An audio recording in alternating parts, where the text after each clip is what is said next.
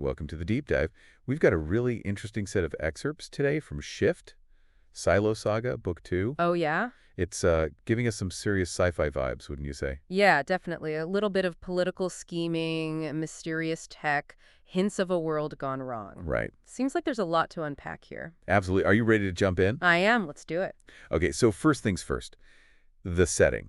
We're dealing with a world where people are living in these huge underground bunkers, silos, they're called. Silos, yeah. And life in these silos, it's like highly structured, right? Like down to their jobs, families, even like social status. Yeah, and it's fascinating how even in these little snippets in their lives, we see kind of both the ordinary and the kind of the unsettling side of things. Huh? So, we see these glimpses of how they produce food. We see kids being taught by this kind of enigmatic figure called the Crow. But then you have these almost ominous mentions of a cleaning and a deep freeze. It really suggests this system that's designed to control the population. Oh, wow. Maybe even erase memories, It makes you think, what is the author really trying to say about societies living under this constant surveillance? It's pretty creepy, very Right. Big Brother-ish. Yeah, for sure. It makes you think about the trade-offs between like security and freedom, right? Absolutely. But let's talk about the characters we've met in these excerpts because I think they're even more captivating. Yeah, they're really interesting. Yeah. Let's start with Congressman Donald Keene. Okay. He's a young, ambitious politician who gets pulled into this super secret project by powerful and kind of secretive Senator Thurman. Right. And it's Donald's background as an architect that Mm. makes him really vital to this whole project. He's involved in building this mysterious facility in Atlanta. Okay, so is the author making us think about how like the skills that we have could be used for good or for bad? Could be. I mean, it makes you think about the ethical dilemmas people in power face, right? Right. Yeah. And speaking of Senator Thurman, this guy is shrouded in secrecy, right? Totally. He seems to operate outside the normal political channels, and his knowledge of this advanced tech like nanos suggests, I think, that he's got a much bigger agenda than just politics. Yeah, he's like a puppet master or something. Totally. Pulling strings. It makes me think about, that fine line between leadership and manipulation. Yes. And then there's Anna Thurman, the senator's daughter, and she's an expert in wireless networks. She's kind of pulled into this crisis that's impacting the silos. And I think it suggests that there's more going on between these communities than we initially see. Right. And, her relationship with Donald Keene just adds another layer of intrigue to it all, don't you think? Oh, yeah. Definitely adds for the drama. Yeah. But we also have these other really intriguing characters that we meet. Yeah. We have Troy, who is tasked with evaluating potential silo leaders, but he's struggling with like memory loss. And then there's Mission, this young porter who's starting to question the silo's true nature. And then, of course, we have the Crow, who seems to have like a deeper understanding of it all. It's like each character adds another piece to this really complex puzzle. And their struggles, their motivations, suggest that there's this deeper conflict brewing beneath the surface of this society. Right. It kind of makes you wonder what you would do if you were in their shoes. Oh, absolutely. If you were faced with these unsettling truths about your world. I think it would be terrifying. Yeah. Especially when we see like these glimpses of key events. Oh, yeah. Like this Atlanta project that we keep hearing about. Right. It seems really important to Senator Thurman's plans, but it's not quite clear yet what its purpose is. Yeah, it's like the author's leaving us these little breadcrumbs. Right. And prompting us to question what's really at stake. And then you've got the crisis in Silo 18, right, where Anna reveals this whole network of silos that are communicating with each other, maybe even rebelling against something or someone. Like an underground resistance or something. Right. Makes you wonder, is there this power struggle going on between these silos? Yeah. And it makes me think about, this need that people have for connection and autonomy, even in a world like this. Absolutely. It's almost like the author's using these silos as this metaphor for how information is controlled in our world and how people are constantly trying to break free. It's a powerful image for sure. Yeah. And what about like Mission's journey, right? Oh, yeah. He finds this guy who's using forbidden technology, and he seems to be getting drawn into this potential resistance movement. So is this hinting that there's a possibility of change, even in such a controlled environment? I think it definitely gives a sense of hope, doesn't it? Yeah. That even these small acts of defiance can have this ripple effect. I think it's really interesting. Absolutely. And then there's Donald's like awakening, where he starts to uncover the truth about the silos and his own part in it. He's like the architect who built the system, but now he's questioning it, right? It's like that internal conflict that he's dealing with. Do you think that mirrors larger issues we see in our own society? right? It's almost like he represents this struggle between our individual choices Yeah. and the systems that we're all part of. Mm-hmm. It's a powerful theme. And then there's this mysterious cleaner figure going around eliminating malfunctioning silos. Is that a destructive force, or could it be like a path to something else? Yeah, it makes you wonder, right? Is destruction sometimes necessary for rebirth? I mean, these excerpts definitely don't shy away from asking those other tough questions. Not at all. What are your initial thoughts on what the author's trying to say here? I think they're dealing with some really big, really complex ideas Yeah. about power, control, and the limits of technology. And it's definitely making me question, how much are we willing to sacrifice for the sake of progress? What happens when that progress comes at the cost of individual freedom? That's a good question. What do you think?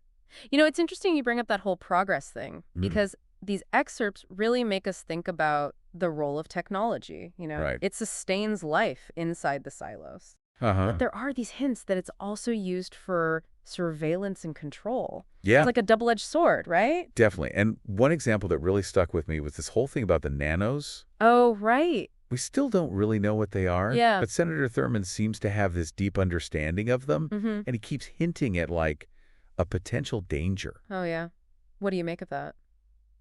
Well, it makes me think about how all these scientific advancements can have these unintended consequences. Oh, absolutely. Yeah, I mean, Thurman's being so secretive about the nanos, it makes you think, what if he knows something about their destructive potential? right, And exactly. it kind of connects back to that cleaning process and the deep freeze we talked about earlier. Like, what if this technology is being used to, like, eliminate entire silos Oh, or wow. even manipulate memories? It's kind of disturbing when you think about it. It's really scary, and it makes you question if the people living in the silos are even, like, safe. Yeah, Or are they just pawns in some bigger game? right. And who's orchestrating this whole thing? Exactly. Like, Senator Thurmond's obviously a key player, but his motives are still so unclear. He is a very complex character, that's for sure. He is. On the one hand, he's saying he's doing this all for the greater good, but then he operates outside the rules and he's so secretive. Yeah, Red flags everywhere. totally. What do you think about his relationship with Anna, his daughter? It's so interesting. Do you think she's in on it? I don't know. She seems fiercely loyal to her father, but you can also sense, like, a conflict Right. within her. Like she's got her own thoughts. Yeah, and the fact that she's this expert in wireless networks, Yeah. it kind of makes her this crucial part of this whole web of intrigue. Yeah, absolutely. What about her role in the Silo 18 crisis? It makes me think that she has, like, her own sense of right and wrong, Yeah. you know? Her own moral compass. Yeah, she's willing to stand up to her father to help others, even if it means putting herself in danger. I mean, that makes you think about the struggle between loyalty and conscience, Uh-huh. especially when you're faced with, like, challenging truths about the people that you trust. Absolutely. It's like she represents, like, a glimmer of hope, Yeah. like a sign that even in this really controlled system, people can still choose to do what they think is right. It's really powerful. It is. And then we have Donald Keene. Yeah, He starts out as this idealistic congressman, right. but he gets, like, drawn deeper and deeper into Thurman's schemes. Like he gets sucked in. Yeah, and it's like his architectural skills make him an asset, Mm-hmm. but also this source of guilt and conflict. Right, like he's complicit. Yeah. What do you think about his arc? Where do you think he's going? It seems like it's a story about the compromises that people make. For power and ambition. Yeah, exactly. Do you think he'll side with the rebels? It's hard to say. Or will he stick with Thurman? I'm rooting for him to find his moral center. Me too. But speaking of rebels, we can't forget about Mission, right? Oh, yeah, he's great. He's like this little spark of defiance in the Mm. silos, and he's really starting to see the cracks in this whole facade. What do you think? Do you think his encounter with the crow and discovering that forbidden technology, does that symbolize something bigger, like an awakening within the silo society? I think it could. It's a great point. It makes you think about knowledge as, like, the key to breaking free from oppression. For sure. The more he learns about the silos, the more determined he is to challenge things. Yeah, Like his journey could be a blueprint for other people who are seeking truth and change. right, exactly. And we also have Troy, Oh, right. who seems to be struggling with more than just memory loss. Yeah, he's got that feeling that something's not right. Yeah, And his job evaluating potential silo leaders, that puts him in a really unique position. it does. What do you think about him? Well, his unease and that position, it suggests that there's this system in place to maintain control. Mm-hmm. but it's starting to crumble. Right. It makes me think about the importance of dissent in any society Yeah, and how those in power will try to silence anyone who questions things. absolutely.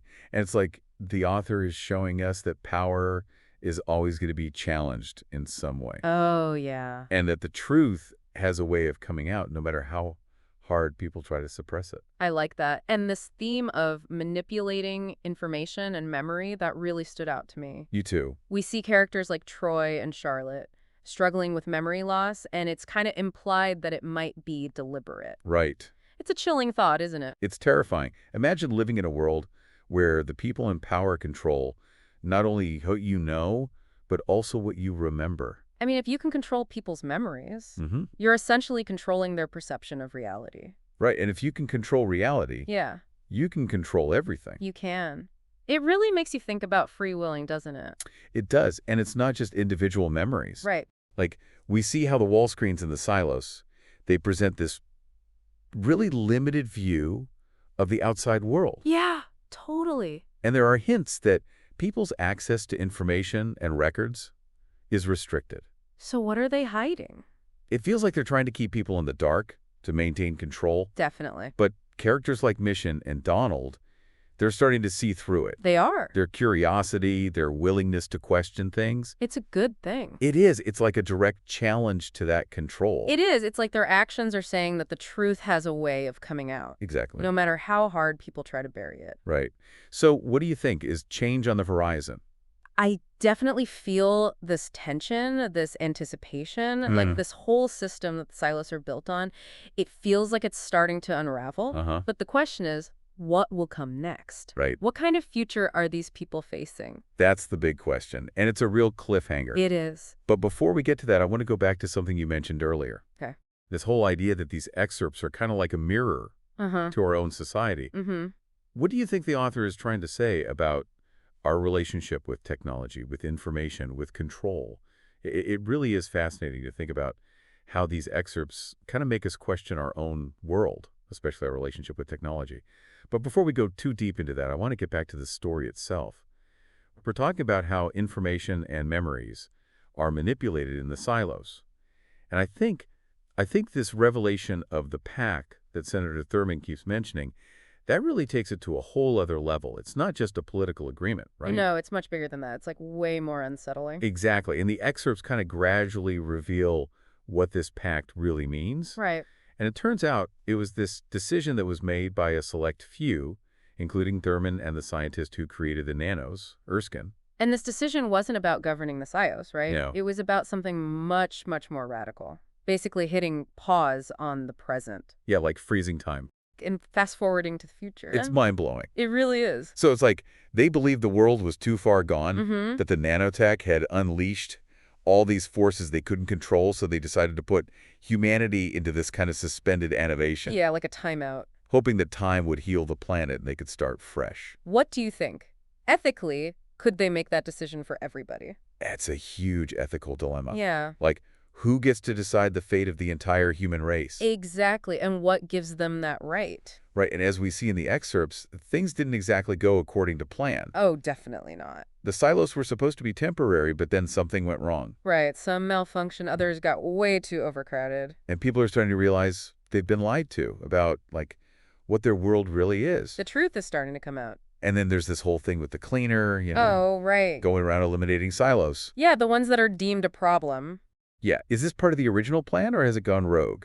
That's a good question. It's really hard to say. It is. I mean, the excerpts kind of suggest the cleaner is this force of destruction, right? Mhm. Like a way to eliminate any silos that threaten this long-term plan of waking everybody up again. Right, so the ones that fit the molds get wiped out. Exactly. It's a pretty brutal solution, though. It is. It's a really terrifying thought, It just raises so many questions about who has the right to choose. To play God, basically. Exactly. Who gets to survive and who gets to inherit this, quote, cleaned world? It's heavy stuff. And it goes back to that whole thing with the manipulation of memory, right? Oh, yeah. Like with Troy and Charlotte, they're struggling with memory loss. And it's implied that this might be deliberate. Ugh, yeah. And it's just one of the most chilling things in this story. Definitely. Imagine if you can control what people remember. Mm-hmm. You can control how they see the world. And how they see themselves. Right. It makes you really question the nature of free will. Absolutely. And then we have Donald, after being woken from the deep freeze, he's dealing with fragmented memories and this deep sense of unease. Like he's been robbed of his past, right? Yeah, it's like he's lost himself in a way. Hmm.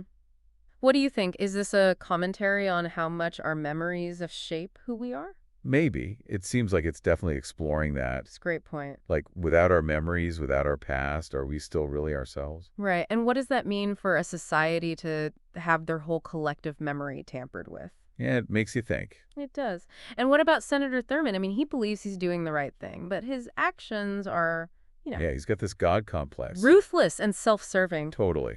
I almost think he's a tragic figure in some ways. I mean, Yeah. the guy's carrying the weight of these huge decisions, Yeah, haunted by what he's done, right. but he can't admit he made any mistakes. It's classic hubris. It is. And his relationship with Chana, that's super interesting too, right? Oh, it is. She is obviously a pawn in his game. Mm-hmm.